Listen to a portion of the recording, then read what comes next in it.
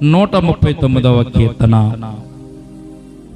23వ వచనాన్ని మనం చదువుకొని ప్రార్థనా పూర్వకంగా వాక్య భాగంలోనికి మనం వెళ్దామండి. ప్రియమైన బిడ్డలారా, ఈ సమయమందు 139వ కీర్తన 23వ వచనాన్ని మనం చదువుదాం. దయచేసి చదవండి. దేవా, నన్ను పరిశోధించి నా హృదయమును తెలుసుకొనుము, నన్ను పరీక్షించి నా ఆలోచనలను తెలుసుకొనుము. చాలండి, చిన్న ప్రార్థన చేసుకుందాం. వాక్యం నిమిత్తం ప్రార్థన చేసుకుందాం. ప్రేమల తండ్రి, కృపగల దేవాందముడు నాయనా, మరి ఈ సమయం అందు చదవబడిన లేఖన భాగాన్ని ప్రభునైనా మీరు దీవించండి. లేఖన భాగంలోంచి నీ బిడ్డలమైన మాతో మీరు మాట్లాడండి. చదవబడిన లేఖన భాగాన్ని విరిచి వడ్డించండి. కూడి వచ్చిన నీ ప్రియబిడ్డల ప్రభా, వినగల చెవులు, గ్రహింపగల హృదయం, అంగీకరించే మనసు, ఆనందించే ఆత్మను దయచేయండి తండ్రి. నిలబడిన దాసుడు ఒట్టివాడు మట్టివాడు ఎందుకు పనికిరట్టువాడు తండ్రి. ఈ సమయం మందు నీ దాసునికి నాని ప్రభా నైనా మీరే తోడుకోండి. మీ ఆత్మ సహాయం తెచ్చండి. నీ దాసుని అరికాలు మొదలుకొని అన్నిటి వరకు కూడా ప్రభా మీ ఆత్మ స్వాధీనంలో ఉంచుకోండి తండ్రి. నైనా నా పెదవులు కాదు, నా తలంపులు కాదు, నా ఆలోచనలు కాదు నైనా, మీరే నీ దాసునికి నోటికి బోరగా ఉండి ఈ సమయం మందు నీ బిడ్డల మనం అందరితోనూ మాట్లాడమని, చేసిన ప్రార్థన ఆలకించమని యేసయ్య నామమున అడిగి వేడుకొంచున్నాము తండ్రి, ఆమేన్.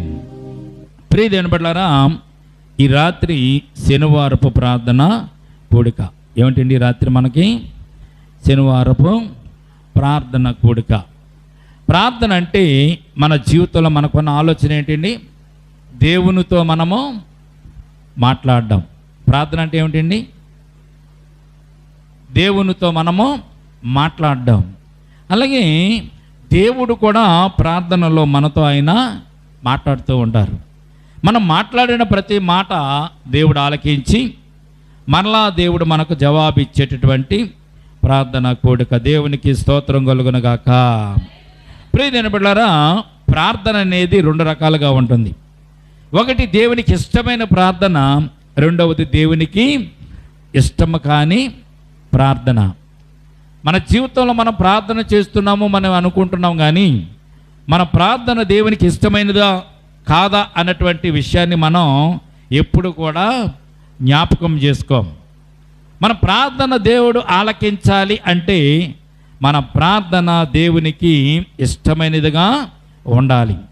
ఇష్టమైనదిగా దేవునికి మన ప్రార్థన ఉండాలంటే ఎలాగా ఇష్టమైనదిగా ఉండాలో మనం తెలుసుకోవాలి. మొట్టమొదటిగా ఎలాగ ఇష్టమైనదిగా ఉండాలో మనం తెలుసుకుంటే, ప్రియదేవుని బిడ్డలారా, ఇష్టమైనటువంటి ప్రార్థన ఎలాగ చేయాలో కూడా మనం జాగ్రత్త పడతాం. మరి రాత్రి దేవుని సన్నిధానంలో ఇష్టమైనటువంటి ప్రార్థనలు చేసిన వారు పరిశుద్ధ గ్రంథంలో చాలామంది ఉన్నారు. అనేక మంది బైబిల్ గ్రంథంలో దేవునికి ఇష్టమైనగా ప్రార్థన చేసి వారి యొక్క ఇష్టాలను పొందుకున్నటువంటి వారు పరిశుద్ధ గ్రంథంలో చాలామంది ఉన్నారు. వారిని మనము ధ్యానం చేసినట్లయితే, వారి జీవితం గురించి మనం తెలుసుకున్నట్లయితే, మనము కూడా ఇష్టమైన ప్రార్థన ఎలాగ చేయాలో దేవుని సన్నిధానం మనము కూడా నేర్చుకోవచ్చు. దేవునికి స్తోత్రం కలుగునుగాక. ఎంత లోతైనది, ఎంత అంతరంగము సంబంధమైనదో పరిశుద్ధ గ్రంథం అనేక మంది జీవితాలను పరిశుద్ధ గ్రంథంలో పొందుపరిచారు. బాహ్యమైన ఆచారాల కంటే మనసు యొక్క లోతులలో జరిగే మార్పులే దేవుడు ప్రార్థనలో కోరుకుంటాడు అనే సత్యాన్ని వారి జీవితాల్లో నుంచి మనం చూడగలుగుతాం. బాహ్యమైన ఆచారాలు కాదు, మోకరించడం, చేతులు జోడించడం, ప్రార్థన చేయడం, అలాగే దేవుని సన్నిధానంలో మనం ఒదిగి ఉన్నట్టుగా నటించడం, ఇవన్నీ కూడా బాహ్యమైనటువంటి ఆచారాలే. కానీ దేవుడు చూసేది బాహ్యమైనటువంటి ఆచారాలు దేవుడు ఎప్పుడు కూడా చూడడు. దావీదును రాజుగా ఎన్నుకునే సందర్భంలో దావీదు కంటే ముందున్నటువంటి 11 మంది అన్నగారులను చూసి దేవుడు ఏమన్నాడంటే, వీరిని కోరుకోలేదు అన్నాడు. సమూయేలుతో దేవుడు చెప్పిన మాట ఏంటి తెలుసా? నువ్వు బాహ్య సౌందర్యాన్ని చూస్తున్నావు, వారి ఒంటి శరీరాన్ని చూస్తున్నావు, కండలు చూస్తున్నావు, ఎత్తరను చూస్తున్నావు, బలంగా ఉన్నవారు లేదో చూస్తున్నావు, కానీ దేవుడు చూసేది అంతరంగాన్ని చూస్తాడు. నువ్వు బాహ్యమైనటువంటి స్వరూపాన్ని నువ్వు చూడొద్దని సమూయేలు ప్రవక్తను దేవుడు చెప్పాడు. ఆఖరిగా దావీదు గుమ్మములోనికి వచ్చేసరికి దేవుడు చెప్పాడు, నేను కోరుకునేటువంటి వ్యక్తి అతడే అని దేవుడు దావీదుని గురించి సమూయేలు ప్రవక్తతో మాట్లాడారు. దేవునికి స్తోత్రం కలుగునుగాక. హృదయంలో, మనసు లోపల ఉన్నటువంటి అంతరంగంలో ఉన్నటువంటి మార్పును దేవుడు కోరుకుంటాడు. ఆ మార్పు దేవునికి చాలా ఇష్టమైనది. అటువంటి ప్రార్థన చేయడం అనేది దేవునికి ఇష్టమైన ప్రార్థనని పరిశుద్ధ గ్రంథం మనకు తెలియచేయబడుతుంది. దేవునికి స్తోత్రం కలుగునుగాక. ఈ రాత్రి మనం చాలాసార్లు మనము ఒక స్త్రీ గురించి మనం చెప్పుకున్నాం. గత కొన్ని రోజులుగానే ఒక స్త్రీ గురించి మనం చెప్పుకున్నాం. వారు ప్రార్థన చేసినప్పుడు వారి ప్రార్థన దేవుడు బాగా ఇష్టపడ్డాడు. వారు ప్రార్థన చేసినప్పుడు దేవుడు వారి ప్రార్థనను ఇష్టపడ్డాడు. ఆ ప్రార్థనకు జవాబును కూడా వెంటనే దేవుడు వారికి అనుగ్రహించాడు. ప్రార్థన అంటే హృదయాన్ని కుమ్మరించడం. ప్రార్థన ఏంటో తెలిసింది. ప్రార్థన అంటే మనం మోకరించి పై పెదవులతో మాట్లాడే మాటలు కాకుండా హృదయపు తలంపులతో హృదయాన్ని దేవుని సన్నిధానంలో కుమ్మరించడం అనేది నిజమైనటువంటి ప్రార్థన అని పరిశుద్ధ గ్రంథం మనకు తెలియజేయబడుతుంది. ఒక నియమం కానీ కొన్ని మాటలు కానీ చెప్పడం కాదు, కానీ మన సంతోషము, దుఃఖము, వేదన, నిరాశలను కూడా దేవుని పాదాల వద్ద పూర్తిగా ఒలికించడం. దేవుని పాదాల వద్ద పూర్తిగా కుమ్మరించడం అంటే ప్రియమైన బిడ్డలారా, ఒక పాత్రలో ఒక గ్లాసులో నీరు ఉందనుకోండి. ఆ గ్లాసులో ఉన్న నీరంతా మనము కింద వంపేసాం అనుకోండి, అందులో ఒక్క చుక్క నీరు కూడా ఉండదు. ఒక్క చుక్క నీరు లేకుండా వంపి ఎలాగైతే గ్లాసులోను మనము కిందకు వంపితే ఆ గ్లాస్ ఎలాగైతే ఖాళీ అయిపోతుందో, మనం హృదయాన్ని కూడా దేవుని సన్నిధానములో అలాగే కుమ్మరించాలి. దేవునికి స్తోత్రం కలుగునుగాక. మన హృదయాన్ని ఎలా కుమ్మరించగలుగుతాం? దేవుని సన్నిధానంలో కుమ్మరింపు ప్రార్థన ఎలాగొస్తుంది అంటే, దేవుని సన్నిధానానికి వచ్చేటటువంటి దేవుని బిడ్డలు ఏం చేస్తారంటే కొంత హృదయంలో దాచుకుని కొంతే దేవుని సన్నిధానంలో చెప్తూ ఉంటారు. మనం చేసినటువంటి అన్ని పనులను దేవుని సన్నిధానం మనం చెప్పం. కొన్ని దేవునికి ఇష్టంగానే ఉంటాయి కదా, వాటిని దాచేసి దేవునికి ఇష్టమైనటువంటి పనులని మనం దేవుని సన్నిధానంలో చెప్తాము. అది హృదయాన్ని కుమ్మరించడం కాదు అని బైబిల్ గ్రంథం మనకు తెలియజేయబడుతుంది. మనం హృదయాన్ని కుమ్మరించడం అంటే ప్రతి విషయాన్ని దేవుని సన్నిధానంలో మనము దాచుకోకుండా దేవునికి తెలియజెప్పాలి. దేవునికి స్తోత్రం కలుగునుగాక. దాచుకోకుండా దేవునికి తెలియజెప్పడం అంటే నువ్వు చేసే ప్రతి పనిని, మంచిదైనా చెడ్డదైనా, అది నీకు ఇష్టమైనదైనా ఇష్టం కానిదైనా, దేవునికి ఇష్టమైనదే దేవునికి ఇష్టం కాకపోతే నువ్వు చేసేసావు ఆల్రెడీ. నువ్వు చేసినటువంటి పనులను దేవుని సన్నిధానంలో, ప్రభువా నేను ఈ అపరాధం చేస్తానైనా, ఈ తప్పు చేస్తానైనా, ఈ పొరపాటు చేస్తానైనా, దయచేసి నన్ను క్షమించని దేవుని సన్నిధానంలో క్షమాపణ కోరుకునే ప్రతి విషయాన్ని కూడా నీవు దేవుని పాదాల ముందు పెట్టేయాలన్నమాట. దేవుని పాదాల ముందు కుమ్మరించాలి. నీ హృదయాన్ని కుమ్మరించినప్పుడు, నీ హృదయంలో ఏ తలంపు లేనప్పుడు, నీ హృదయం అంతా ఖాళీగా ఉంటే దేవుడు ఆ హృదయపు తలంపులను చూసి, నా బిడ్డ తన జీవితంలో ఉన్నటువంటి అన్ని విషయాలు నా సన్నిధానంలో కుమ్మరించింది కనుక నేను ఆమె ప్రార్థనను అంగీకరిస్తానని దేవుడు ఆ ప్రార్థనను అంగీకరిస్తున్నట్టుగా పరిశుద్ధ గ్రంథంలో మనం చూస్తున్నాం. పాత్రలో ఉన్న నీటిని ఒక్క బొట్టు కూడా మిగల్చకుండా వంపేయడం అన్నది మన హృదయంలో ఏది దాచకుండా దేవుని ఎదుట చెప్పడం నిజమైనటువంటి ప్రార్థన. అటువంటి ప్రార్థన ఎలాగ చేస్తారో ఒకసారి మనం చూద్దాం. మొదటి సమూయేలు గ్రంథం 1వ అధ్యాయము 15వ వచనం చూడండి ఒకసారి. మొదటి సమూయేలు గ్రంథము 1వ అధ్యాయము 15వ వచనం చూడండి.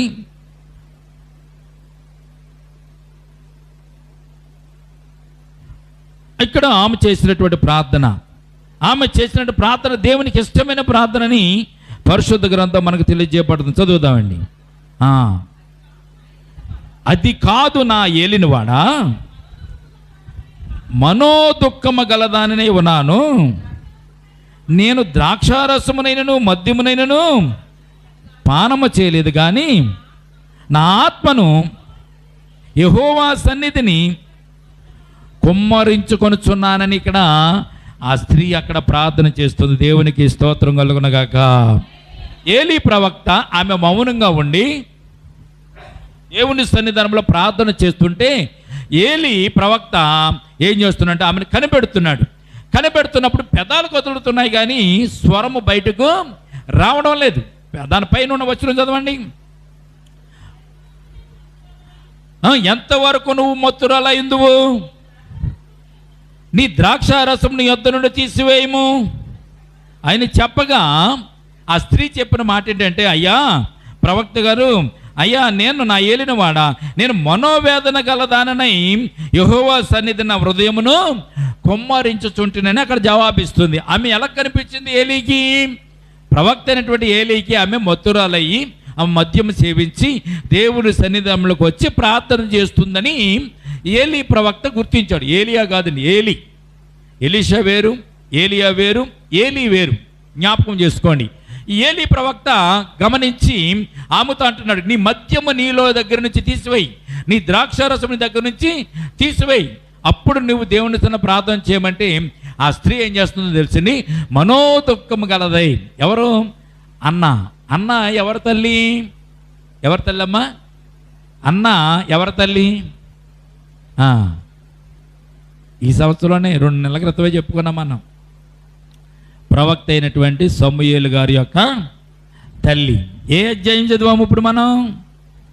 ఏ అధ్యాయం? సమూయేలు 1వ అధ్యాయము 15 వచనం కదా. దాని ముందు ఉన్నటువంటి పేరేముందండి? సమూయేలే కదా. అన్న ప్రవక్త అంటే, అన్న అంటే సమూయేలు గారి యొక్క తల్లి, సమూయేలు ప్రవక్త యొక్క తల్లి. జ్ఞాపకం చేసుకోవాలి ప్రియమైన బిడ్డలారా. సమూయేలు పుట్టక క్రితం జరిగినటువంటి సంభవం ఇది. తనకు పిల్లలు లేరని పెనిన్న నానా బాధలు పెట్టి ఏలన చేస్తూ ఉంటే దేవుని సన్నిధానములో తను మోకరించి మనోదుఃఖము గలదై దేవుని సన్నిధానం ప్రార్థిస్తూ తనకున్నటువంటి బాధ అంతా దేవుని సన్నిధానంలో ఒలకబోచిన తర్వాత దేవుడు ఆమె ప్రార్థన ఆలకించి మరలా వచ్చే ఏటికి ఆమె గర్భమున ఒక కుమారుని దయచేస్తే ఆ కుమారుని తీసుకుని వెళ్ళి దేవుని సన్నిధానం అర్పించినటువంటి హన్నా ప్రవక్త, దేవునికి స్తోత్రం కలుగునుగాక. ఆమె వేదన, ఆమె బాధ దేవుని సన్నిధానంలో కుమ్మరించినట్టుగా మనం చూస్తున్నాం. ఎక్కడ? ఏ సన్నిధానంలో కుమ్మరించిందండి? దేవుని సన్నిధానంలో కుమ్మరించింది. మనకి దుఃఖం రావాలంటే ఏం కలగాలి? మనకి చాలా బాధ కలగాలి, చాలా బాధ కలగాలి. ఎటువంటి బాధలు అంటే, బాగా మనము ఆహారం తింటూ చక్కగా నిద్రపోతూ, కంటి నిండా నిద్రపోతూ, కడుపు నిండా అన్నం తినేస్తూ మనము కాలక్షేపం చేస్తున్నప్పుడు మనకు దుఃఖం రాదు. దుఃఖం ఎప్పుడు వస్తుందో తెలుసండి? బాధ ఉండాలి, గుండెల్లో బాధ ఉండాలి, తట్టుకోలేని బాధ ఉండాలి. ఎదుటివారు మనల్ని ఏలన చేస్తున్నప్పుడు, ఎదుటివారు మనల్ని బాధ పెడుతున్నప్పుడు, సొంత వారు మనల్ని బాధ పెడుతున్నప్పుడు, మనకున్నట్టు కష్టాలను బట్టి, ఇబ్బందులు బట్టి మనం బాధపడుతున్నప్పుడు, అప్పుడు కంటి వెంబడి కన్నీరు కారుతూ ఉంటుంది. దుఃఖముతో ఎవరైతే ప్రార్థన చేస్తారో, హృదయ వేదనతో ఎవరైతే ప్రార్థన చేస్తారో ఆ ప్రార్థన దేవుడు ఆలకిస్తాడు. దేవునికి స్తోత్రం కలుగునుగాక. బాగుంటే మనకి కన్నీటి ప్రార్థన రాదు. మనం బాగుంటే కన్నీటి ప్రార్థన రాదు. మనకు బాగోపోతేనే కన్నీటి ప్రార్థన వస్తుంది. అటువంటి ప్రార్థన అన్న ఇక్కడ ప్రార్థన చేస్తున్నట్టుగా మనం చూస్తాం. తన హృదయమును దేవుని సన్నిధానంలో కుమ్మరించిందంట. తనకున్న బాధ అంతా కూడా ఏమాత్రం దాచుకోకుండా దేవుని సన్నిధానంలో తన హృదయాన్ని కుమ్మరించినట్లుగా పరిశుద్ధ గ్రంథంలో మనం చూడగలుగుతున్నాం. దేవునికి స్తోత్రం కలుగునుగాక. ప్రార్థన హృదయాన్ని కుమ్మరించేదిగా ఉంటే దేవుడు ఆ ప్రార్థనకు జవాబును దయచేస్తాడు. ఏమని అడిగింది? నాకు మగ కుమారుని ఇవ్వండి. ఆడపిల్ల కదా, ఏదో కుమారుని ఇవ్వండి, ఏదో సంతానం ఇవ్వండి అనలే. నాకు మగ కుమారుని దయచేయండి, ఆ కుమారుని నేను నీ సన్నిధానంలో నేను నీకే అప్పగించేస్తాను. నేను గొడ్రాలు అనేటువంటి నా మాట నా జీవితంలోంచి తీసివేస్తే చాలు. అప్పటికే జనాలందరూ కూడా ఆమెను గొడ్రాలు గొడ్రాలు అంటున్నారు. పెన్నెన్నకమ్మ పిల్లలు పుట్టారు, ఈమెకమ్మ పిల్లలు పుట్టలేదు. కనుక గొడ్రాలని వేదన పెడుతుంటే, బాధ పెడుతుంటే ఆ మాటలు విని తట్టుకోలేక హృదయంలో బాధ కలిగి ఆ బాధ దేవుని సన్నిధానంలో ఒలకబోసింది. దేవుడు ఆమె యొక్క మా ప్రార్థన ఆలకించి ఆమెకు మగ కుమారుని ఇస్తే ఆ కుమారుని పెంచి పెద్ద చేసి దేవుని సన్నిధానంలో ఆ కుమారుని అప్పగించినట్టుగా మనం చూస్తున్నాం. ఆయనే సమూయేలు ప్రవక్త. ప్రియమైన బిడ్డలారా, మన జీవితంలో దేవుని సన్నిధానంలో దుఃఖముతో ప్రార్థించేటువంటి దినాలు మనము తెచ్చుకోవాలి. అలా శనివారం ప్రార్థన కూడికి రావడానికి గొప్ప భాగ్యం. బుధవారం ప్రార్థన కూడికి రమ్మంటేనే ఎంతో బాధతో వస్తున్నారు. దేవుని సన్నిధానంలో గడపడానికి మనం బాధతో రాకూడదు. పరిశుద్ధ గ్రంథంలో చెప్పబడినటువంటి మాట ప్రియమైన బిడ్డలారా, దేవుని సన్నిధానంలో మనం వస్తే మన బ్రతుకులు దేవుని సన్నిధానం మారుస్తుంది. దేవునికి స్తోత్రం కలుగునుగాక. ప్రార్థన కూడిక, ఉపవాసపు ప్రార్థన కూడిక మన బ్రతుకులను మారుస్తుంది, మన అవసరతలను తీరుస్తుంది, బాధల నుండి మనల్ని తప్పిస్తుంది. అలాగే తండ్రితో మాట్లాడే అవకాశం ఇస్తుంది, తండ్రి మనతో మాట్లాడే అవకాశాన్ని కూడా ఇస్తుంది. ఆనందము దొరికేటటువంటి సన్నిధానం దేవుని సన్నిధానం, దేవుని పరిశుద్ధ గ్రంథం, ఉపవాసపు ప్రార్థన కూడిక. దేవునికి స్తోత్రం కలుగును గాక. ఇంకెక్కడ దొరకదండి ఈ ఆనందం. నువ్వు ప్రార్థన చేసేటువంటి సమయం దేవుని సన్నిధానంలో తప్ప, ఉపవాసపు ప్రార్థన కూడుకులో తప్ప నీకు ఎక్కడా కూడా అటువంటి ప్రార్థనా స్థలం నీకు దొరకదనే సత్యాన్ని మొట్టమొదటిగా మీరు జ్ఞాపకం చేసుకోవాలి. ఆశ్చర్య కార్యాలు జరిగించేటటువంటి ప్రార్థన కూడికలు ప్రియబడ్లారా, అన్న ప్రార్థన హృదయపూర్వకంగా చేసింది కనుక అన్న ప్రార్థన దేవుడు ఆలకించి ఆమెకు సంతానాన్ని దయచేశాడు. ఆమెను సంతోషపెట్టాడు దేవుడు. ఆమె జీవితంలో సంతోషము కలిగినట్టుగా పరిశుద్ధ గ్రంథంలో మనం చూడగలుగుతాం. మొట్టమొదటి విషయం. రెండవ విషయాన్ని కూడా మనం జ్ఞాపకం చేసుకుందాం ప్రియబడ్లారా. ప్రార్థనలో ఆత్మ పరిశీలన మనము చేసుకోవాలి. చదవబడినటువంటి వాక్యంలో ఎవరు చేస్తున్నారు అక్కడ ప్రార్థన? ఆ ప్రార్థన ఎవరు చేశారు? 139వ కీర్తన 23వ వచనం 24వ వచనం చూస్తే అక్కడ ప్రార్థన ఎవరు చేస్తున్నారు? ప్రార్థన ఎవరు చేస్తున్నారమ్మా? దావీదు గారు ప్రార్థన చేస్తున్నారు. మీరు చదువుతున్నటువంటి బైబిల్ పైన అధ్యాయం పైన ఉంటుంది ఎవరు రాశారు అన్నది దాని మీద. కనుక ఇక్కడ దావీదు ప్రార్థన చేస్తున్నాడండి. దావీదు సామాన్యమైనటువంటి మనుషుడు కాదు, నీలా నాలా జీవించేటువంటి మనుషుడు కాదు. దావీదు ఒక రాజు, దేవుడు ఏర్పాటు చేసుకున్నటువంటి రాజు, దేవుని కనుసన్నలో నడుస్తున్నటువంటి రాజు. దేవుడు దావీదును ప్రత్యేకముగా ఏర్పాటు చేసుకున్నటువంటి స్థితిని మనము జ్ఞాపకం చేసుకోవాలి ప్రియమైన బిడ్డలారా. దేవునికి ఇష్టమైన ప్రార్థన మన అవసరాలను అడిగే జాబితా కాదు. దేవునికి ఇష్టమైన ప్రార్థన అంటే మనకు అవసరాల కోసం అడుగుతాం కదా, ప్రభు ఈ రోజంతా కాపాడునైనా, ఈ వారం అంతా కాపాడునైనా, అప్పులోనైనా, బాకీలోనైనా, నాకు కావాల్సినవంతా నువ్వు దయచేయని. అయి కాదు ప్రార్థన అంటే. ప్రార్థన అంటే నీకు అవసరతల కోసం నువ్వు చెప్పేటటువంటి జాబితా కాదు. కూరగాయల సరుకులు, కిరాణా కొట్లో సరుకులు లిస్టు రాసుకుంటాం మనం. రాస్తామా మనం? ఏమ్మా, ఏదైనా ఫంక్షన్ వచ్చినా ఇంటికాడ నుంచి బయటకు వచ్చినా కిరాణా కొట్లో సరుకులు మర్చిపోతామని ఆ కిరాణా కొట్లో సరుకుల కోసం ఒక పేపర్ మీద రాసుకుంటాం. వాటిని సరుకుల లిస్టు అంటారు. సరుకుల లిస్టు. మన దేవుని సన్నిధానంలో కూడా సరుకుల లిస్టు చదువుతాం ఎప్పుడును. ఉదయం నుంచి రాత్రంతా కాపాడవునైనా, ఉదయం నుంచి సాయంత్రం వరకు కూడా కాపాడు ప్రభువా, కావాల్సిన ఆహారం దయచేనైనా, వస్త్రాలు దయచేనైనా, నాకు ఎటువంటి శోధన రాకుండా, ఇబ్బంది రాకుండా కాపాడినైనా, అనారోగ్యం వచ్చిందైనా అనారోగ్యం నుంచి నన్ను విడుదల కలిగించి. ఎన్ని దేవునికి తెలియదా? ఇవన్నీ దేవునికి తెలుసా తెలవదండి. దేవుని మనం కోరుకోవాల్సింది ఏమిటి? ప్రభువా నీ ఆత్మ నాకు దయచేయి, నీ కాపుదల దయచేయి. ఇవన్నీ తెలుసు దేవునికి. ఇవన్నీ కూడా మన జీవితంలో నెరవేర్చాలంటే మొట్టమొదటిగా దేవునికి ఇష్టమైనటువంటి వారుగా మనం జీవించాలి. ఇష్టమైనటువంటి ప్రార్థనలు మనం చేయాలి ప్రియమైన బిడ్డలారా. అలాగే అవసరాల కొరకు అడిగే జాబితా కాదు, కానీ మన అంతరంగాన్ని దేవుని వెలుగులో పరీక్షించుకునేటువంటి సమయం. ఎప్పుడైతే దేవుని సన్నిధానం మోకరించావో, దేవుని సన్నిధానం నువ్వు ఎప్పుడైతే వచ్చావో, మన అంతరంగాన్ని దేవుని సన్నిధానంలో దేవుని వెలుగులో పరీక్షించుకునేటువంటి సమయం. అందుకే దావీదు రాజు దేవుణ్ణి తన హృదయంలోనికి ఆహ్వానించి తనలోని ప్రతి రహస్య తలంపులను శోధించమని కోరుకుంటున్నటువంటి కీర్తన చదవండి ఒకసారి, మరొకసారి 23వ వచనం 24వ వచనం చదువుదామా? దేవా నన్ను పరిశోధించి నా హృదయమును తెలుసుకొనుము, నన్ను పరీక్షించి నా ఆలోచనలను తెలుసుకొనుమని దావీదు ఇక్కడ ప్రార్థన చేస్తూ ఇంకో మాట కూడా అంటాడు. చదవండి. నీకు ఆయాసకరమైన మార్గము నా యందున్నదేమో చూడుము, నిత్య మార్గమును నన్ను నడిపించుమని దావీదు గారు హృదయపూర్వకంగా దేవుని తన ప్రార్థన చేస్తున్నాడు. దేవునికి స్తోత్రం కలుగును గాక. దావీదు ఎక్కడైనా ప్రభువా నాకు సైన్యం తక్కువగా ఉంది, సైన్యం దయచేయి, గుర్రాలు తక్కువగా ఉన్నాయి, గుర్రాలను దయచేయి, ఏనుగులు తక్కువగా ఉన్నాయి, ఏనుగులు దయచేయి, రథాలు తక్కువగా ఉన్నాయి, రథాలు దయచేయి, మా సైనికులకు బలం లేదనైనా వాళ్ళకి బాగా బలం ఇచ్చేయి, యుద్ధంలో నేర్పరితనం మాకు దయచేయి, కత్తి పట్టుకుంటే 100 మందిని చంపేటటువంటి శక్తి నా సైనికులకు దయచేయి అని ప్రార్థన చేశాడు ఎప్పుడన్నా? దావీదు కీర్తనలన్నీ చూడండి, దావీదు కీర్తనలన్నీ కూడా మీరు చదవండి ఒకసారి. చదివితే అందులో ఎక్కడా కూడా సైన్యం గురించి కానీ, అలాగే సైన్యానికి ఉన్న బలమును గురించి కానీ, కత్తుల గురించి కానీ, రథాల గురించి కానీ, గుర్రాల గురించి కానీ, ఏనుగుల గురించి కానీ ఎక్కడా కూడా దావీదు ప్రార్థన చేయలేదు. ఎప్పుడు కూడా దావీదు ప్రార్థన చేస్తే తన జీవితాన్ని, తన బ్రతుకుని, తన హృదయాన్ని దేవుని సన్నిధానంలో మోకాళ్ళని హృదయం కుమ్మరించి దేవుని సన్నిధానంలో ప్రార్థించినట్టుగా మనం చూస్తున్నాం. చూడండి, దేవా నన్ను పరిశోధించి ఏమంటున్నాడండి కదా దావీదు, దేవా నన్ను పరిశోధించు. దేవుని ఆహ్వానిస్తున్నాడు, దేవుని పిలుస్తున్నాడు. ఇదేనా దేవుని పిలిచి మనం ప్రభా నా హృదయాన్ని పరిశోధించి అంటే మన హృదయం తేటగా ఉందంటారా? మన హృదయం దేవునికి ఇష్టముగా ఉందంటారా? మన హృదయపు తలంపులు దేవుని సన్నిధానంలో ఆయనకి ఇష్టముగా ఉన్నాయంటారా? ఉండవు.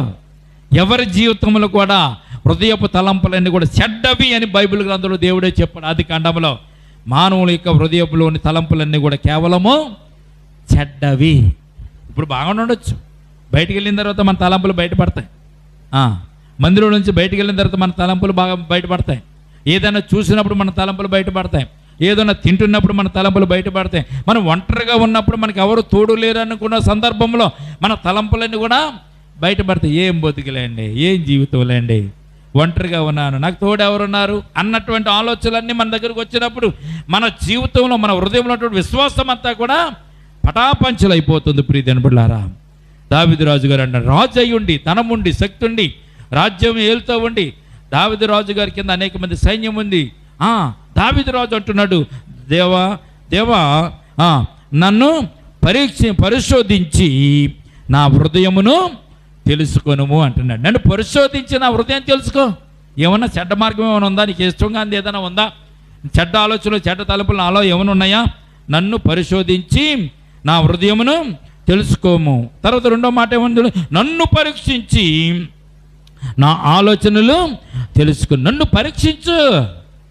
మనము ఇంటికాడ ఇక్కడి నుంచి బయలుదేరి బస్ స్టాండ్కి వెళ్ళే లోపల బోలేని ఆలోచనలు వచ్చేస్తాయి మనకి.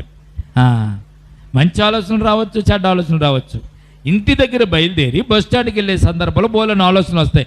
ఇంటికాడ బయలుదేరి పని చేసేటటువంటి చోటుకి వెళ్ళేసరికి బోలేని తలంపులు వచ్చేస్తూ ఉంటాయి. రావా? లోకము చూస్తున్నప్పుడు, లోకపు పడికట్టులు చూసినప్పుడు, లోకంలో దృశ్యాలు చూసినప్పుడు మన జీవితంలో ఏదొక పొరపాటు, ఏదొక చెడ్డ ఆలోచన మన జీవితంలోనికి వస్తూ ఉంటాయి. దావీదు అంటున్నాడు, నా హృదయమును పరీక్షించి తెలుసుకో, నన్ను పరీక్షించి నా ఆలోచనలు తెలుసుకో అని దావీదు తన హృదయాన్ని దేవునికి అప్పగించేశాడు. దేవునికి స్తోత్రం కలుగును గాక. అందుకే దావీదు దేవునికి చాలా ఇష్టమైన వాడు. అందుకే దేవుడు చెప్పి నా హృదయానుసారుడైన దావీదు అని పరిశుద్ధ గ్రంథంలో దావీదుని గురించి దేవుడే సాక్ష్యమును పలికినట్టుగా మనం చూస్తున్నాం. ప్రియమైన బిడ్డలారా, మన జీవితాన్ని గురించి దేవుడు అలా చెప్పగలడా? మనకున్నటువంటి ఆలోచనలు, మనకున్నటువంటి తలంపులు, మనకున్నటువంటి ఉద్దేశాలు అన్నీ కూడా చెడ్డవి, కేవలము చెడ్డవి అని బైబిల్ గ్రంథం మనకు తెలియజేస్తుంది. నా యందు ఏ దుష్ట మార్గం ఉన్నదేమో చూడుము, నిత్య మార్గమును నన్ను నడిపించుమని దావీదు ఇక్కడ దేవుని సన్నిధానంలో హృదయపూర్వకముగా తన హృదయాన్ని కుమ్మరించి దావీదు ఇక్కడ ప్రార్థన చేస్తున్నాడు. దేవునికి స్తోత్రం కలుగునగాక. అన్న ప్రార్థన చేసింది తన హృదయానంతటిని కూడా దేవుని సన్నిధానంలో పలకబోసి కుమ్మరించి. దావీదు కూడా ప్రార్థన చేసి తన హృదయంలో ఏ తప్పు లేదు, ఏ దోషమును ఉంచుకోకుండా దావీదు తన దోషాలన్నీ కూడా పరిహరించమని దేవుని సన్నిధానంలో ప్రార్థిస్తున్నటువంటి ప్రార్థన మనం ఇక్కడ జ్ఞాపకం చేసుకోవాలి. ప్రియమైన బిడ్డలారా, దావీదులాగా మనం కూడా ప్రార్థన చేసుకుంటే మన కన్నీటిని దేవుడు ప్రార్థనలోనే తుడిచివేస్తాడు. మనకి క్షేమమైనటువంటి జీవితాన్ని ఇస్తాడు, వేదనను పోగొడతాడు, పరలోక మహిమను దిగువచ్చేలాగా దేవుడు తన కృపను అనుగ్రహిస్తాడు. కృతజ్ఞతాస్తుతులు చెల్లించే ప్రార్థన కూడికగా దేవుడు మన కూడికను దీవిస్తాడు. దేవునికి స్తోత్రం కలుగును గాక. ఈ రాత్రి ప్రార్థన కూడికంటే మనము ఎంత నిష్టగా రావాలో తెలుసండి. ప్రార్థన కూడిక కంటే మనము ఎగిరి గొంతు వేసుకుని దేవుని సన్నిధానికి రావాలి. ప్రార్థన చేసే సమయం ఇదే కదా. కనుక మన ఇంటికాడ అంత ప్రార్థన చేసుకోలేం. ఏదో తలంపులు, ఏదో ఒక ఆలోచనలు, అన్నం వండుకుంటామో, కూర వండుకుంటామో, బయట వాళ్ళు ఎవరో మాట్లాడడమో, లేకపోతే బయట వాళ్ళు ఎవరో పిలవడమో, ఇవన్నీ జరుగుతూ ఉంటాయి మన ఇంట్లో మోకరిస్తాయి. కానీ దేవుని సన్నిధానికి వచ్చిన తర్వాత ఏమీ ఉండవు కదా. కనుక శ్రేష్టమైనటువంటి సమయం దేవుని ప్రార్థన కూడిక సమయం. దేవునికి స్తోత్రం కలుగునుగాక. చూడండి, హాస్టల్లో ఉన్నటువంటి పిల్లలు ఇంటికి వచ్చిన తర్వాత వాళ్ళకి ఎంత సంతోషం ఉంటుందో. హాస్టల్లో ఉన్నట్టు పిల్లలు ఇంటికి వచ్చేసరికి చాలా సంతోషంగా ఉంటుంది. చదువుకోవడానికి హాస్టల్కి వెళ్తారు, పొరుగురు వెళ్తారు. మరలా ఇంటికి వచ్చిన తర్వాత, సెలవులు వచ్చిన తర్వాత ఇంటికి వచ్చేసరికి వారికి ఎంతో ఆనందం, సంతోషం. నువ్వు దేవుని సన్నిధానికి వచ్చినా కానీ అటువంటి సంతోషాన్ని నీవు అనుభవించాలి. ఏం ప్రార్థన కూడుకులండి, వెళ్ళకపోతే పాస్టర్ గారు ఊరుకోరు, వెళ్ళకపోతే ఏదో మాట అంటారు, అయినా వెళ్ళకపోతే దేవుడు కూడా ఏదో కోపగించుకుంటాడు, మనకు రావాల్సింది రావు అని భారంతో బలవంతంగా దేవుని సన్నిధానికి రావడం కాదండి. దేవుని సన్నిధానికి వచ్చేసరికి మనకి ఎలా కూడా తెలుసండి, హాస్టల్లో ఉన్నటువంటి పిల్లలు ఇంటికి వచ్చినప్పుడు ఎంతో సంతోషంతో తల్లిదండ్రులతో ఉంటారు. దేవుని సన్నిధానంలో కూడా ప్రార్థన కూడుకు వచ్చిన తర్వాత నీవు కూడా అంత సంతోషంగా దేవుని సన్నిధానంలో గడపాలి. దేవునికి స్తోత్రం కలుగునుగాక. శరీరపు బలహీనతలు చాలా ఉంటాయి. శరీరపు బలహీనతలు చాలా ఉంటాయి. కూర్చున్నా నొప్పి, నుంచున్నా నొప్పి, బాధ, ఏదో ఒక బాధ. నేను నుంచున్నానంటే నాకు కూడా బాధ, నుంచోలేని పరిస్థితి. కానీ దేవుని సన్నిధానంలో ఆనందంతో ఉండాలి, సంతోషం ఉండాలి. ఏ బాధలైనా కానీ తీసివేయగలిగినటువంటి గొప్ప దేవుడు మన యేసుక్రీస్తు ప్రభువు వారు. దేవునికి స్తోత్రం కలుగునుగాక.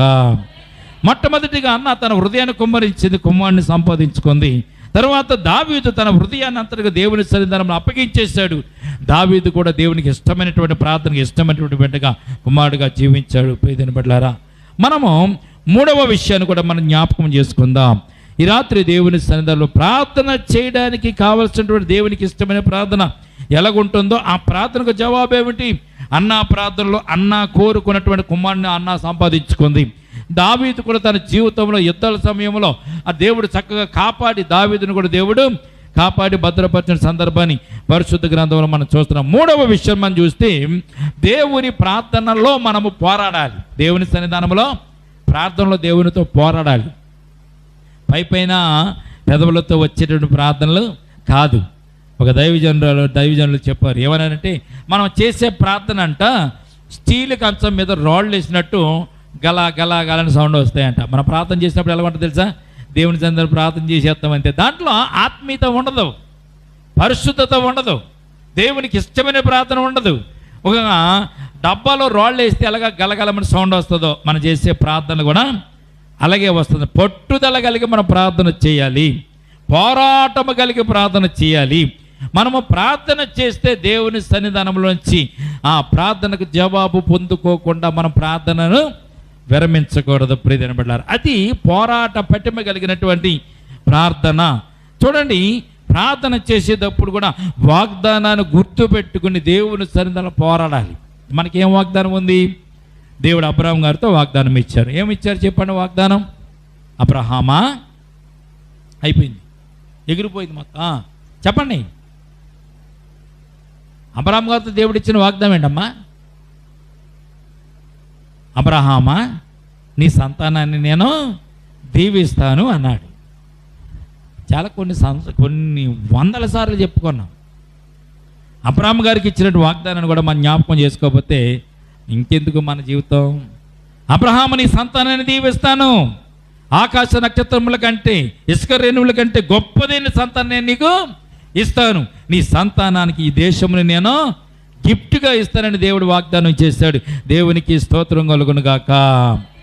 అంటే మనం ఎవరు ఇప్పుడు? అబ్రహాము కుమారులము, కుమార్తెలము. ఎక్కడ ఉంది?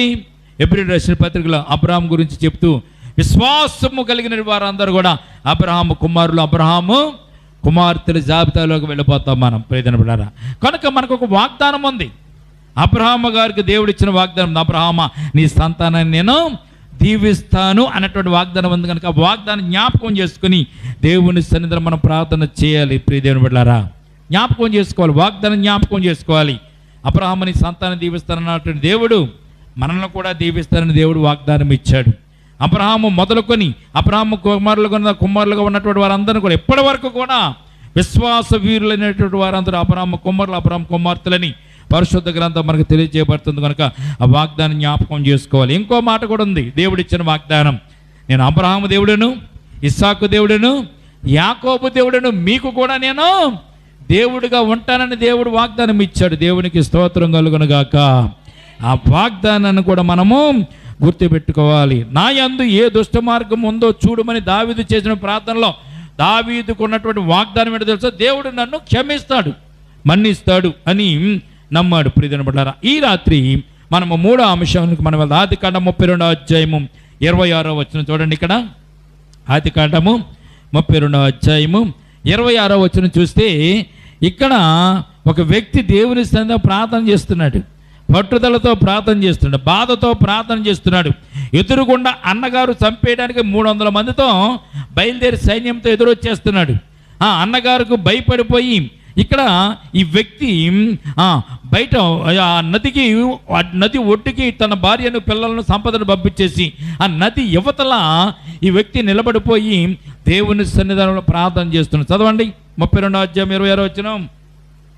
ఆయన తెల్లవారుచున్నది కనుక నన్ను పోనిమ్మని అనగా అతడు, నీవు నన్ను ఆశీర్వదించితేనే కానీ నిన్ను పోనీయనని బలవంతంగా పట్టుబట్టేసుకున్నాడు. ఎవరైనా అమ్మా? యాకోబు గారు. దేవునికి స్తోత్రం కలుగునుగాక. దేవుడు ఎవరితో చెప్పాడు? ఒక మనిషితో దేవుడు మాట్లాడుతున్నాడు. తెల్లవారిపోతుంది, నన్ను విడిచిపెట్టు అంటే ఆయన ఏమంటున్నాడు తెలుసండి? ఆ వ్యక్తి, నన్ను దీవించితేనే కానీ నేను నిన్ను విడిచిపెట్టను అన్నాడు. నన్ను విడిచిపెట్టవా అని చెప్పి తుంటి నరం మీద కొట్టాడు దేవుడు. తుంటి నరం మీద కొడితే తుంటి నరం తెగిపోయింది.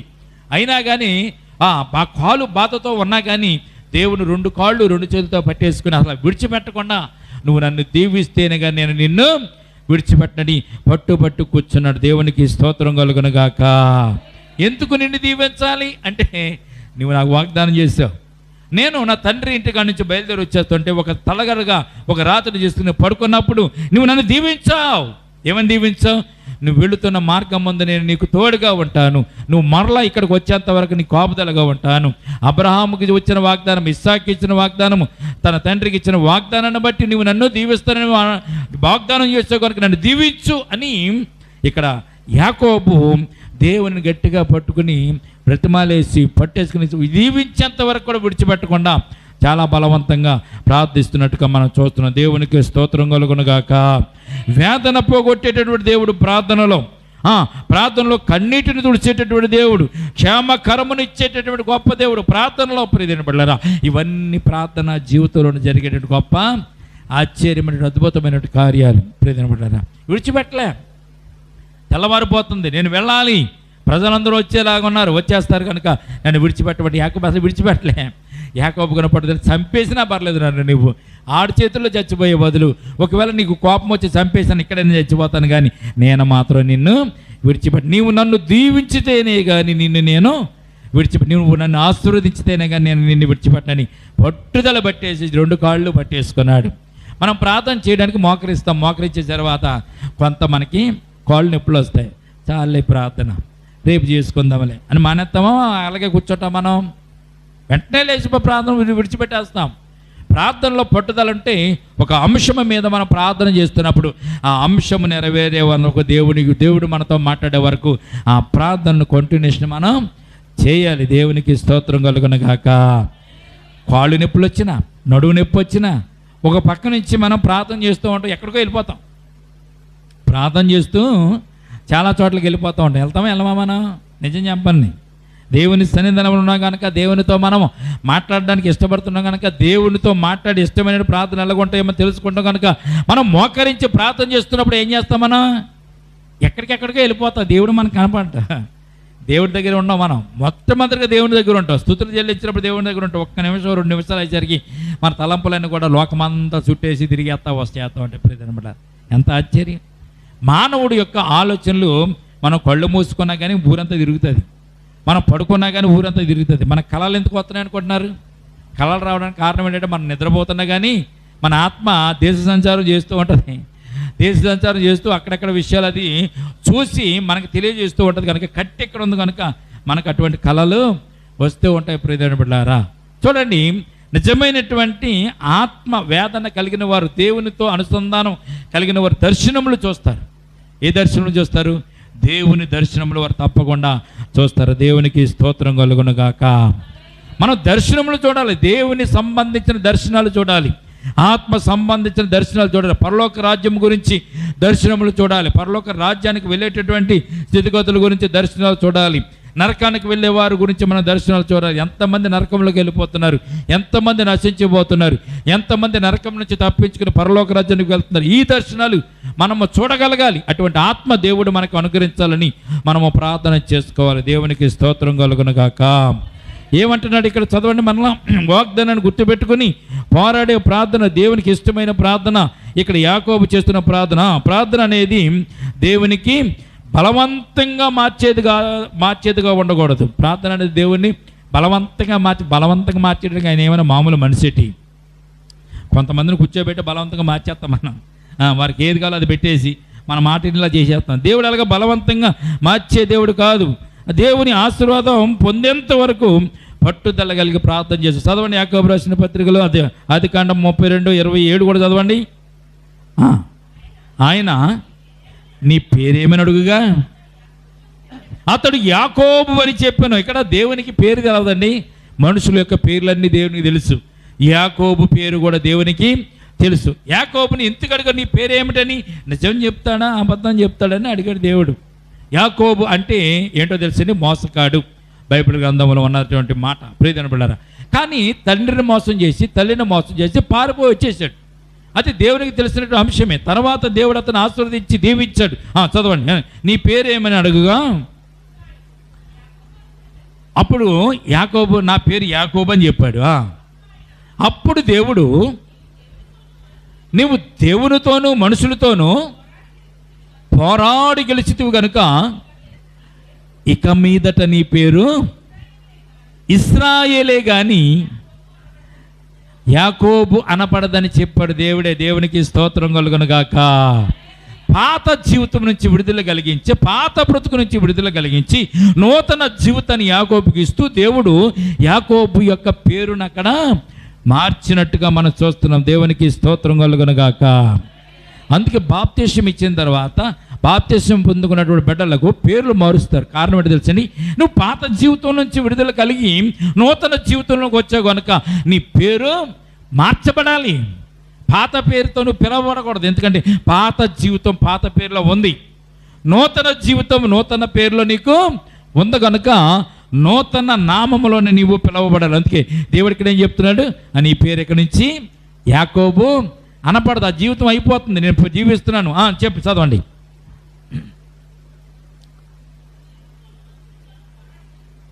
తర్వాత చెప్పాను, అందుకు యాకోబు నీ పేరు దయచేసి తెలపమని దేవుణ్ణి అడుగుతున్నాడు. దేవుడు నా పేరు అడిగో కదా, నీ పేరు కూడా చెప్పని దేవుణ్ణి అడుగుతున్నాడా. అందుకు ఆయన చెప్పి చాలిన అక్కడ అతనిని ఆశీర్వదించిన దేవునికి స్తోత్రం కలుగునుగాక. ఆశీర్వదించేదాకా వదిలిపెట్టలేదు కదా. ఆశీర్వదించితేనే కానీ నేను నిన్ను విడిచిపెట్టనని పట్టుదల కలిగి దేవునితో కూడా పోరాడాడు. అక్కడే దేవుడు చెప్తాడు, నువ్వు మనుషులతోనూ దేవునితోనూ పోరాడి గెలిచితివి. ఎవరితో గెలిచానంటే దేవునితో కూడా పోరాడి గెలిచినటువంటి వ్యక్తి యాకోబు. ప్రియమైన బిడ్డలారా, కనుక ఇక్కడి నుంచి నీ పేరు యాకోబు అనబడదు, ఇశ్రాయేలీ తప్ప నీ పేరు యాకోబు అనబడదని అక్కడ పేరును మార్చేట్టుగా మనం చూస్తున్నాం. పట్టుదల కలిగి దేవుని సన్నిధానంలో ఆయన ప్రార్థన చేస్తూ దేవుని మోకాళ్ళు రెండు పట్టుకుని, రెండు కాళ్ళు పట్టేసుకుని, పాదాలు పట్టేసుకుని ఇక విడిచిపెట్టకుండా పట్టేసుకుంటే దేవుడికి చాలా ఆనందం వేసింది, సంతోషం వేసింది. యాకోబుని అక్కడ ఇశ్రాయేలుగా దేవుడు దీవించాడు. దేవునికి స్తోత్రం కలుగునుగాక. కొంతమంది పిల్లలు చిన్నప్పుడు తండ్రి ఎక్కడికైనా వెళ్తుంటే, తల్లి ఎక్కడికైనా వెళ్తుంటే, వాళ్ళని కనుక తీసుకెళ్లకుండా వెళ్ళిపోతుంటే వాళ్ళు ఏం చేస్తారో తెలిసింది, కాళ్ళు పట్టేసుకుని విదిలిపెట్టరు. రెండు కాళ్ళు పట్టేసుకుంటారు, ఏడ్చేస్తారు, ఎక్కెక్కి ఏడ్చేస్తామంటారు. ఆ ఏడుపు భరించలేక, ఆ ఏడుపు మనం చూడలేక, పట్టుకున్నటువంటి పట్టుదల మనము చూసి బాధపడదు, ఎత్తుకుని తీసుకునే సందర్భాలు చాలా ఉంటాయి పిల్లల్ని. ప్రియమైన బిడ్డలారా, అటువంటి పట్టుదల కలిగి ఎవరైతే దేవుని సన్నిధానంలో ప్రార్థన చేస్తూ ఉంటారో, దేవునికి ఇష్టమైన ప్రార్థన చేస్తూ ఉంటారో, హృదయంలో అంతరంగంలో ఎటువంటి ద్వేషాలు ఉంచుకోకుండా ప్రార్థన చేస్తారో, హృదయంలో ప్రతి అంశంలోనూ దేవుని సన్నిధానంలో దేవునికి తెలియజేస్తూ దేవుని సముఖంలో వారు కుమ్మరించి ప్రార్థన చేస్తారు. వారి ప్రార్థనలు దేవునికి ఇష్టమైన ప్రార్థనగా ఉంటాయని సత్యాన్ని పరిశుద్ధ గ్రంథం మనకు తెలియజేయబడుతుంది. దేవునికి స్తోత్రం కలుగునుగాక. మొట్టమొదటిగా అన్న ప్రార్థన చేసింది, హృదయం భారంతో ప్రార్థన చేసింది, దేవునికి ఇష్టమైన ప్రార్థన చేసింది. రెండవదిగా మనం చూస్తే దావీదు కూడా ప్రార్థన చేస్తాడు. దావీదు అలా ప్రార్థన చేస్తాడు, హృదయం అంతా దేవునికి అప్పగించేస్తాడు. హృదయంలో తలంపులన్నీ కూడా దేవునికి అప్పగించేస్తాడు. నా హృదయంలో ఏ చెడ్డ తలంపు ఉన్నా కానీ చూసి పరిశీలించని దావీదు దేవుని సన్నిధిని అడుగుతున్నాడు, దేవా నన్ను పరిశోధించి నా హృదయమును తెలుసుకొనుము, నన్ను పరీక్షించిన ఆలోచనలు తెలుసుకొనమని దావీదు చెప్తున్నాడు. అన్న అయితే ఏలీ ప్రవక్తతో చెప్తుందా, అయ్యా నేను మనోవేదన గలదానని, నేను యెహోవా సన్నిధి నా హృదయమును కుమ్మరించుకుంటున్నాను అన్న చెప్తుంది. ఇక్కడ యాకోబు అయితే ఏకంగా దేవుడు ప్రార్థన చేయడానికి మోకరించిన వెంటనే దేవుడు ప్రత్యక్షమైన వెంటనే ఆ 2 కాళ్ళు పట్టుకుని యాకోబు వదిలిపెట్టడం లేదు. ఇక ఎంత విడిచిపెట్టమని వదిలిపెడతలేదు. దేవుడు తప్పించుకెళ్ళాలంటే ఎంతసేపు పడుతుందండి? దేవుడు తప్పించుకుని వెళ్ళాలంటే ఎంతసేపు పడుతుంది? చిటికలో తప్పించుకెళ్ళాడు దేవుడు. కానీ యాకోబుకున్నటువంటి పట్టుదల కలిగిన ప్రార్థనకు దేవుడు యాకోబు చేతుల్లోంచి వెళ్ళడానికి ఆయనకి ఇష్టం లేదు. యాకోబుని తప్పించుకోవడానికి ఆయనకి ఇష్టం లేదు. యాకోబుని అడుగుతున్నాడు, యాకోబు నన్ను విడిచిపెట్టు, తెల్లారిపోతుంది, వెళ్ళిపోతాను అంటే, యాకోబు నువ్వు నన్ను ఆశీర్వదించితేనే కానీ నేను నిన్ను విడిచిపెట్టు. దేవుడు మన ప్రార్థన కలగ నిలబడిపోవాలి. దేవునికి స్తోత్రం కలుగునుగాక. మనం కన్నీటితో ప్రార్థన చేస్తుంటే దేవుడు అక్కడ నిలబడిపోయి మన యొక్క ప్రార్థనలకు ఇచ్చి మనకు కావలసినటువంటి ఆశీర్వాదాలు ఇచ్చి అయినా మన దగ్గర నుంచి కదలాలి. అటువంటి శ్రేష్టమైన ప్రార్థన మనం కలిగి ఉండాలని పరిశుద్ధ గ్రంథం మనకు తెలియజేస్తుంది. కనుక మన ప్రార్థనా జీవితం మన బ్రతుకులు మారుస్తుంది, మన అవసరతను తీరుస్తుంది, మనలను బాధల నుండి తప్పిస్తుంది. తండ్రితో మాట్లాడే అవకాశం ఇచ్చింది. తండ్రితో మనతో మాట్లాడే అవకాశాన్ని ప్రార్థన ఒక్కటే మనకు ఇస్తుంది. కనుక మన జీవితంలో దేవుని సందు ప్రార్థించుకునేటువంటి అంశంలో ఎక్కడ కూడా ప్రార్థన అంటే చాలు మనము పరుగున దేవుని సన్నిధానం రావడానికి మనం ప్రయత్నం చేయాలి. శనివారపు ప్రార్థన కూడికలో, బుధవారపు ప్రార్థన కూడికలో తప్పకుండా మనము పాలు పంపులు పొంది దేవునికి ఆశీర్వాదాలు పొందుకోవాలని పరిశుద్ధ గ్రంథం మనకు తెలియజేస్తుంది. కనుక మన అవసరముల కంటే మన మనసు యొక్క లోతులలో జరిగే మార్పును దేవుడు కోరుకుంటాడు. కనుక మనము సరుకుల లిస్ట్ చదివినట్టుగా మనకున్న అవసరాలు చదవడం కాదు, కానీ హృదయంలో నుండి వచ్చేటువంటి ప్రార్థనా జీవితాన్ని మనం కలిగి ఉండి దేవుని సన్నిధిలో అంటే ఆశీర్వాదాలు, యాకోబు పొందుకున్నటువంటి ఆశీర్వాదాలు, దావీదు చేసిన ప్రార్థన, అన్నా చేసిన ప్రార్థన మనం చేసి అది యాకోబు పొందుకున్న ఆశీర్వాదం మనం కూడా పొందుకుని ఈ లోకంలో జీవించడానికి మనం ప్రయత్నం చేద్దాం. ఈ మాటలు దేవుడు దీవించి మనలను ఆశీర్వదించునుగాక. ఆమేన్. స్తోత్రం. ప్రార్థన చేసుకుందాం. తల వంచండి, ప్రార్థనలో ఏకీభవించండి. స్తోత్రమునైనా పరిశుద్ధుడా పరమ తండ్రి, స్తుతి స్తోత్రమునైనా ఎంతవరకు నేను ప్రార్థన జీవితం గురించి నైనా పరిశుద్ధ గ్రంథంలో పరిశుద్ధులైనటువంటి నేను ప్రభా నీ బిడ్డలు చేసిన ప్రార్థనలో ప్రభునైనా అన్నా చేసినటువంటి ప్రార్థన తండ్రి, దావీదు గారు చేసిన ప్రార్థన, యాకోబు చేసిన ప్రార్థనల ప్రభునైనా మేము ధ్యానం చేసుకోవడానికి మీరు ఇచ్చిన కృపను బట్టి స్తుతులు స్తోత్రాలు తండ్రినైనా విన్నటువంటి నీ బిడ్డల జీవితాల్లో ప్రభునైనా ఈ ప్రార్థన జీవితం వారు కూడా కలిగి ఉండడానికి నేను కృప చూపించండి. వారి జీవితంలో ఉన్నటువంటి ప్రతి అంశంను ప్రభు, ప్రతి కోరికను, ప్రతి అవసరతను ప్రభు హృదయపూర్వకంగా నీ సన్నిధానంలో కుమ్మరించినైనా మీ ఆశీర్వాదాలు పొందుకోవడానికి నేను సహాయం ఇచ్చేయండి. నైనా యాకోబునైనా పట్టుదల కలిగి ప్రార్థించడానికి, పట్టుదల కలిగి నీ ఆశీర్వాదాలు పొందుకోవడానికి నైనా యాకోబు చేసిన ప్రార్థనా జీవితాన్ని మేము కూడా కలిగి ఉండడానికి నైనా మీ కృప చూపించండి. ఈ సమయం ముందు ఎవరైతే నీ మాటలు వింటున్నారు, ఎవరైతే నీ మాటలు ప్రభా విని నేను ప్రభా గ్రహించుకోవడానికి ఇష్టపడుతున్నారు, వారి జీవితంలో కూడా ప్రభా యాకోబును దీవించినట్లుగా, యాకోబును ఆశీర్వదించినట్లుగా, దావీదును ఆశీర్వదించినట్లుగా, అన్నాను ప్రభా ప్రార్థన ఆలకించి అన్నాకు కుమారుడిచ్చినటువంటి నేను ఘనతను కలిగిన గొప్ప దేవుడు కనుక విన్నటువంటి నేను ప్రభు నీ మాటలు వింటున్న ప్రతి ఒక్కరిని కూడా నేను ప్రభా మీరే ఆశీర్వదించండి. వారి జీవితంలో వారి కుటుంబాల్లో ఉన్నటువంటి ప్రతి అవసరత, ప్రతి అగ్రత తీర్చండి. వారి కుటుంబంలో ఉన్నటువంటి ప్రతి నేను ప్రభా వేదనను, బాధలను, శోధనను తీసివేయండి ప్రభా. వారికి ఉన్నటువంటి నేను ప్రభు అనారోగ్యం నుంచి, ఇరుకుల నుంచి, ఇబ్బంది నుంచి తప్పించండి. వారిని కూడా ప్రభునైనా ప్రార్థన జీవితంలో వారు కూడా ముందుకు సాగడానికి నైనా మీ కృప చూపించండి. నైనా ఈ సమయం మొదలు అల్పులు మా భాగ్యమునైనా ప్రభా నీ సన్నిధానంలో కూడుకుని నిన్ను స్తుతిస్తూ, నిన్ను ఆరాధిస్తూ, నీ ప్రార్థన చేస్తుండగా తండ్రి కూడి వచ్చిన సంఘాన్ని, సంఘ బిడ్డలను కూడా జ్ఞాపకం చేసుకోండి. సంఘ బిడ్డల జీవితంలో ప్రతి అగ్రతల అవసరత మీరు తీర్చండి. వారు కూడా ఈ సమయం ప్రార్థిస్తున్నారు కనుకనైనా వారు ప్రార్థనకు కూడా జవాబులు దయచేయమని ఈ సమయం ముందు ప్రార్థిస్తున్నాం తండ్రి. నైనా కూడి వచ్చిన సంఘాన్ని అంతా జ్ఞాపకం చేసుకుని ప్రభా మా చుట్టుపక్కల ఉన్న ప్రతి ఇంటిని, ప్రతి గృహాన్ని కూడా జ్ఞాపకం చేసుకోండి తండ్రి. మా చుట్టుపక్కల ఉన్న ప్రతి గృహమును ప్రభునైనా మీరే ఆశీర్వదించండి. వారికి ఉన్నటువంటి అక్రతలు తీర్చండి, వారికి ఉన్నటువంటి అవసరతలు తీర్చండి. వారి జీవితంలో ఏదైతే లోటు కలిగి వారు ఉన్నారో ప్రభా ఆ లోటును తీర్చండి ప్రభునైనా. వారి గృహాల్లో ఆనందాన్ని, సంతోషాన్ని దయచేయండి ప్రభా. వారి గృహాల చుట్టూ మీ కలిసి వేసి కాపుదలు దయచేయమని ఈ సమయం ముందు నీ దాసుడిగా ప్రార్థన చేస్తున్నాం నైనా. అటు రీతికైనా కూడి వచ్చిన సంఘాన్ని, సంఘ బిడ్డలు కూడా జ్ఞాపకం చేసుకోండి. నీ బిడ్డలు ఇంటికి వెళుచుండగా నీ సన్నిధాన ఆశీర్వాదం వారి గృహాలలో ఉంచండి. వారి గృహాల చుట్టూ కంచి వేసి కాపుదల దయచేయండి ప్రభా.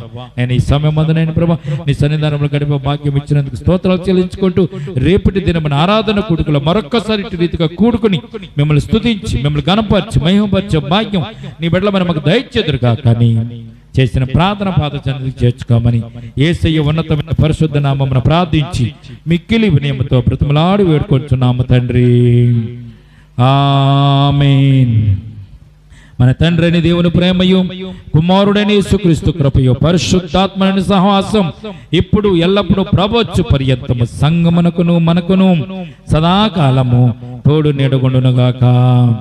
ఆమేన్. అందరూ చెప్దామా? యేసు రక్తమే చెం ప్రవేశ రక్తమే చెం యేసు నామమున సంపూర్ణ విజయం కలుగునుగాక. ఆమేన్. ఆమేన్.